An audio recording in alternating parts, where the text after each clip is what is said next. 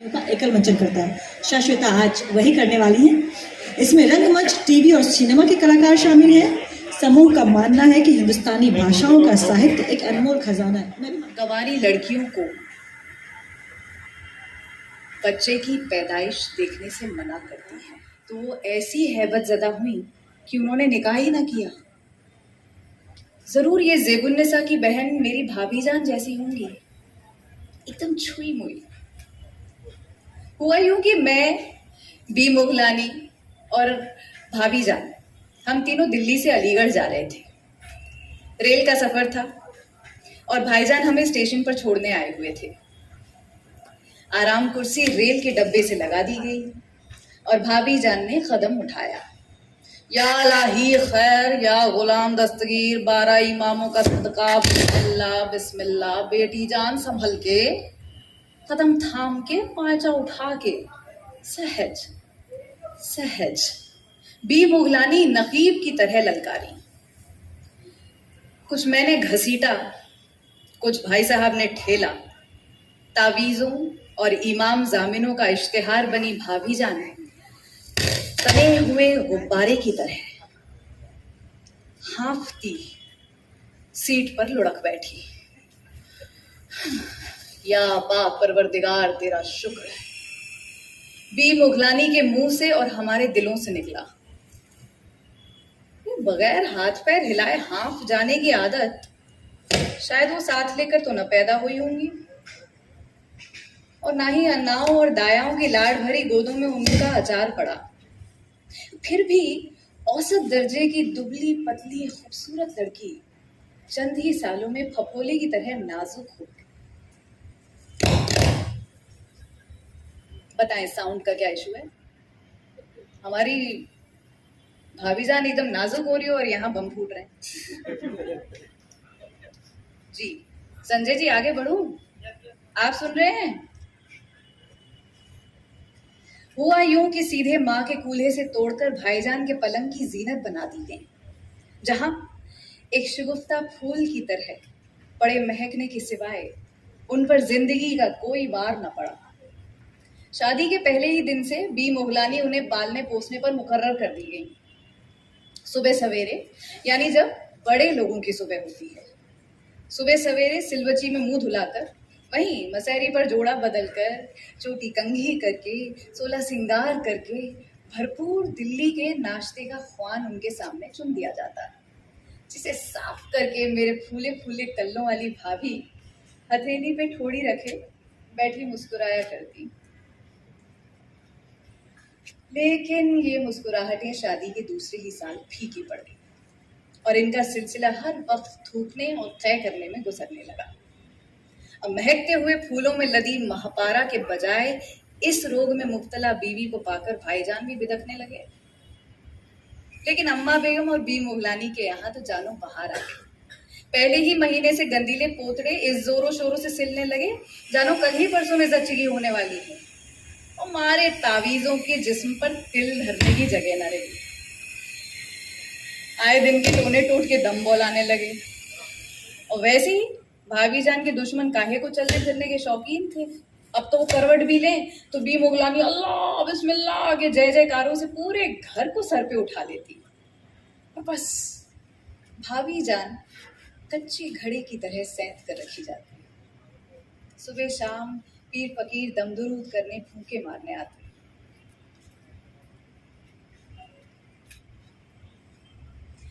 लेकिन बावजूद इसके कि बी मुगलानी का पहरा सख्त था, कच्चा घड़ा वक्त से पहले ही खुल गया और अरमानों पर पानी फिर गया। डार खाली रह गई, बौर झड़ गया, पर जान बची सो लाखों पाए, अल्लाह और देगा। घर की दौलत है, अल्लाह ने और दिया। पहरा पहले से ज्यादा चौकन्ना हो गया, मगर फिर हाथ खाली। अब तीसरी दफे तो मामला जरा काबिले गौर हो गया।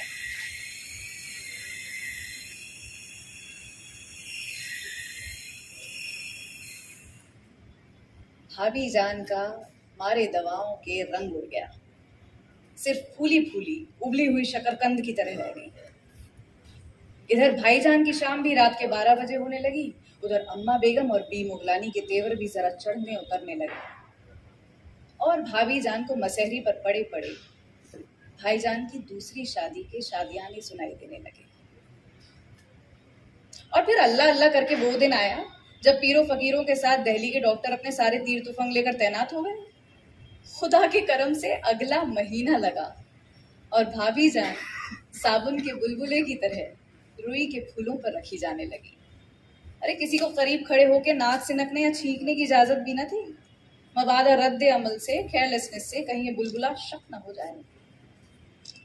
अब डॉक्टरों ने कहा कि खतरा निकल गया, तो अम्मा बेगम ने भी सोचा भाई जचगी अलीगढ़ में हो, जरा सा तो सफर है।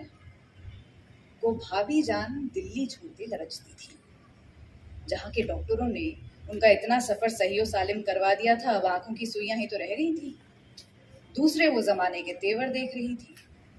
अगर अब के जरा वार खाली गया तो भाई जान को उनके सीने पर सौत लाने में कोई बहाना भी आड़े न रहेगा। अब तो वो नाम चलाने वाले की आड़ लेकर सब कुछ कर सकता था। खबर नहीं बेचारे को अपना नाम इतना जिंदा रखने और उसे ऊंचा करने की फिक्र क्यों पड़ी थी। खुद उनका कोई ऊंचा नाम था नहीं दुनिया में। मसहरी की जीनत का जो एक अहम फर्ज है, अगर भाभी जान वो भी पूरा ना कर सकी तो यकीनन उन्हें सुख की सेज छोड़नी पड़ेगी। ये चंद साल तो वो नौजवानी और खूबसूरती के बलबूते पर डटी रही थी, मगर अब तख्त के पाए जरा डगमगाते जा रहे थे और वो उन्हें उलट देने को तैयार था। दूसरा, इस तख्त से उतरकर बेचारी के पास दूसरी जगह कहाँ थी। सीना पिरोना तो ना उन्होंने सीखा, ना उसमें जी लगे। 2 बोल पढ़े थे सो वो भी भूल भाल गई थी। सच तो ये है कि अगर भाभी जान का इस दुनिया में कोई खिलाने पिलाने वाला ना रहे तो वो सिर्फ एक काम अख्तियार कर सकती थी, वही खिदमत जो वो भाईजान की करती हैं, खल के खुदा पूरी दुनिया की करे। लिहाजा इस बार वो एक ऐसा हथियार मुहैया करने पर तुली हुई थी जिसके सहारे उनके खाने पहनने का इंतजाम तो हो जाता। अब जबरदस्ती का ठेंगा हमारे सर। अम्मा बेगम का नादिर शाही हुक्म आया और हम लोग यूं लंदे फंदे अलीगढ़ चल पड़े। नए टोनों और टोटकों से लैस होकर भाभी जान में भी इतनी हिम्मत आ गई थी। इंजन ने सीटी मारी, रेल ने ठोकर ली और रेल चल पड़ी। और इंजन की टक्कर से बेखबरी में भाभी जान बी मुगलानी धड़ाम से नीचे गिरी और भाभी जान ने लेटे लेटे दोनों हाथों से अपना घड़ा दबोच लिया। यह गाड़ी है कि भला, चिल्ला इलाही पीरों का सदका है, मुश्किल कुशा है। बी मुगलानी भाभी जान का पेट पकड़कर बुद करके खला में पाक और दुरूद की आयतें पढ़ने लगी। खुदा खुदा करके गाजियाबाद आया। तूफान मेल का नाम भी खूब है, दनदनाती चली जाती है, रुकने का नाम ही नहीं लेती। डिब्बा पूरा अपने लिए रिजर्व था, भीड़ भाड़ का खदशा ही ना था। मैं स्टेशन पर रुकी हुई सामने वाली गाड़ी के भीड़ के घोटाले में लीन थी।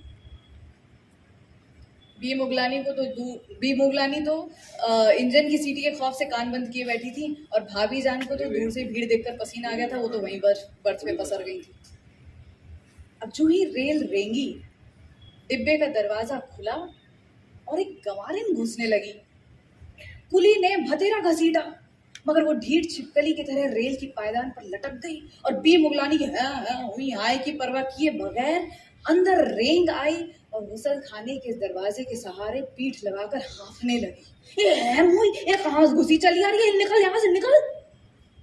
ये निगोड़ी क्या पूरे दिन से है, क्या पूरे दिन से है।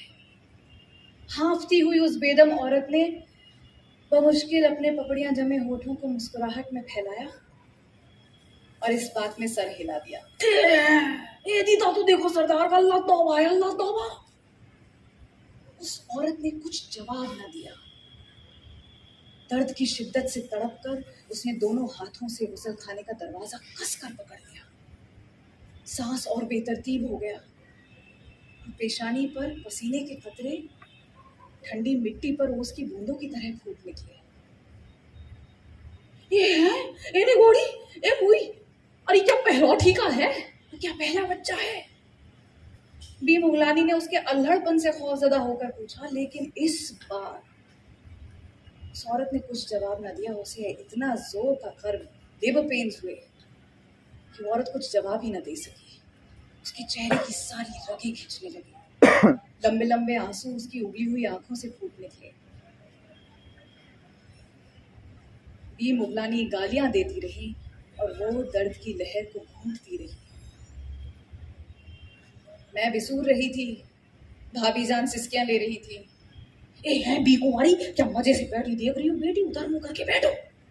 मैंने झट से गर्दन उधर घुमा ली, लेकिन ज्यों ही उसने दर्द की शिद्दत से तड़प कर आवाज निकाली, मेरी तो गर्दन काबू में ही ना रही।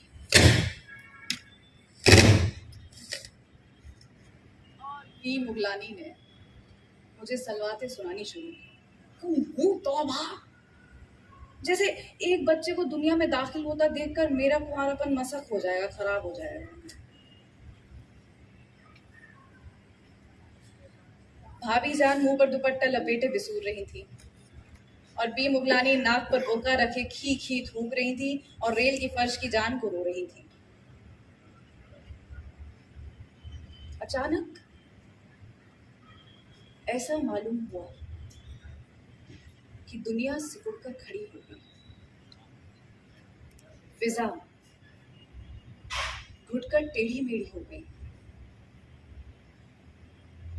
शिद्दत एहसास से मेरी कनपटियां लोहे की सलाखों की तरह अकड़ गई और बेख्तियार ही मेरे आंसू निकल पड़े। मैंने सोचा ये औरत अब मरी और अब मरी कि एकदम से फिजा का तशन्नुज, उसकी ऐंठन रुक गई।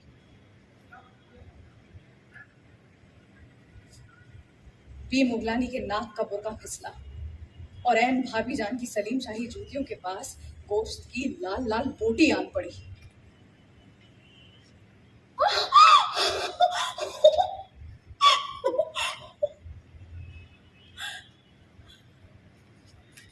हैरत और मुसर्रत की मिलीजुली चीख मेरे मुंह से निकली और मैं झुककर उस नन्ही सी कायनात को देखने लगी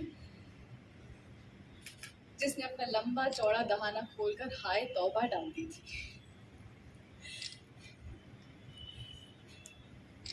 बी मुगलानी ने मेरी चोटी पकड़कर मुझे कोने में ठूस दिया और उस औरत पर गालियों और मलामतों का तुमार लेकर टूट पड़ी। मैंने सीट के कोने से आंसुओं की चिलमन से झांक कर देखा तो वो औरत मरी न थी, बल्कि उसके सूखे हुए होंठ जिन्हें उसने चबा डाला था आहिस्ता आहिस्ता मुस्कुराहट में फैल रहे थे। उसने नन्हे से साइल की बावेला से बेचैन होकर आंखें खोल दी। फिर उसने आड़ी होकर उसे उठा लिया। थोड़ी देर तो वो अपने अल्हड़ नातजुर्बेकार हाथों से उसे साफ करती रही। फिर उसने ओढ़नी की धज्जी फाड़ी और नाल को कसकर बांध दिया। उसके बाद वो बेकसी से इधर उधर देखने लगी। मुझे अपनी ओर मुखातिब देखकर वो खिलखिलाकर हंस पड़ी। कोई छुरी चक्कू है बीबी जी? बी मुगलानी उसे गालियां देती रह गई। भाभी जान ने बिसूर कर मेरा आंचल खींचा, पर मैंने उसे नाखून काटने वाली कैंची पकड़ा दी।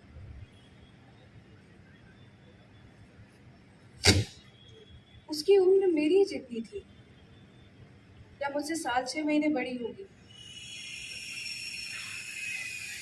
वो एक बच्चे की नाल काट रही थी जो उसने चंद मिनट पेशतर जना था। उसे देखकर मुझे वो भेड़ बकरियां याद आ गईं जो बिना लेडी डॉक्टर या दाई की मदद से घास चरते चरते पेड़ तले जच्चा खाना रमा लेती हैं और नौजायद को चाट चाट करके सब खत्म कर देती। बुजुर्ग लोग कंवारी लड़कियों को बच्चे की पैदाइश देखने से मना करते, कहते हैं ज़ेबुन्निसा ने उसकी बहन का बच्चा पैदा होते देख लिया था तो वह ऐसी हैबतज़दा हुई कि उसने निकाह ही ना किया। ये जरूर है ज़ेबुन्निसा की बहन मेरी भाभी जान जैसी होंगी, वरना अगर वो इस फकीर ने के बच्चा पैदा होते देख लेती तो मेरी हम ख्याल हो जाती कि सब ढोंग रचाते।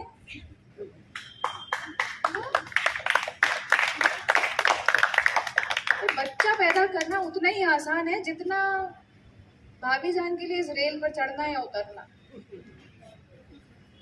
और मुझे तो इसमें कोई शर्म की बात भी ना महसूस हुई। इससे कई ज्यादा बेहुदा बातें तो बी मुगलानी और अम्मा बेगम हर वक्त मुख्तलिफ औरतों के बारे में किया करती हैं, जो मेरे कच्चे कानों में जाके भुने चनों की तरफ फूटा करती हैं।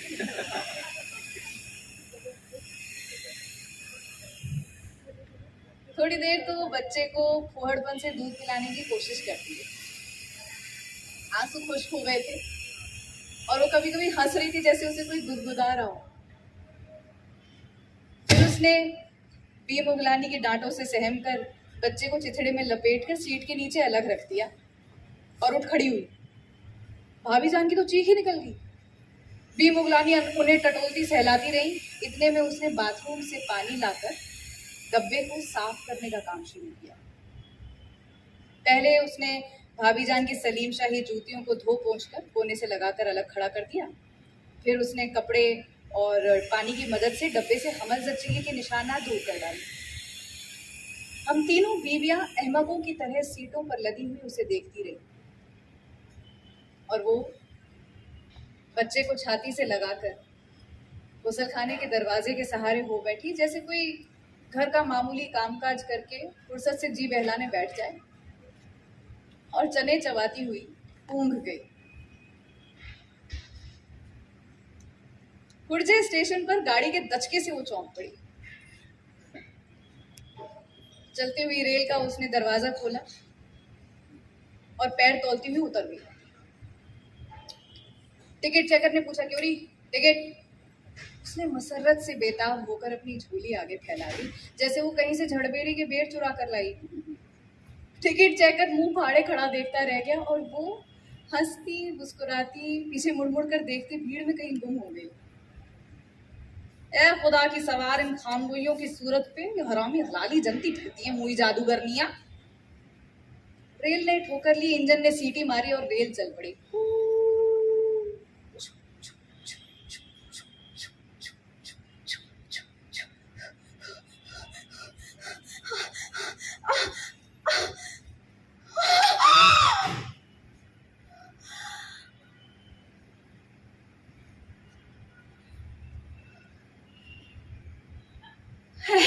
खैर तो है बेगम दुल्हन, खैर तो है, लेकिन खैर वहां गायब थी।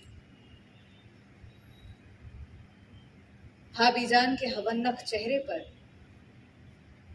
भाईजान की दूसरी शादी के ताशे बाजे खिजा बरसा रहे थे। किस्मत की खूबी देखिए टूटी कहां कमन, किस्मत की खूबी देखिए टूटी कहां कमन, दो चार हाथ जबके लबे बाम रह गया। नई रूह दुनिया में कदम रखने के पहले ही मुंह बिसूर कर वापस लौट गई। मेरी पचफुल्ला रानी ने ये जो तिलिस्म होशुरबा किस्म की जच्चगी देखी तो मारे हैबत के हमल गिर गया। इस्मत आपा की कहानी छुई हुई।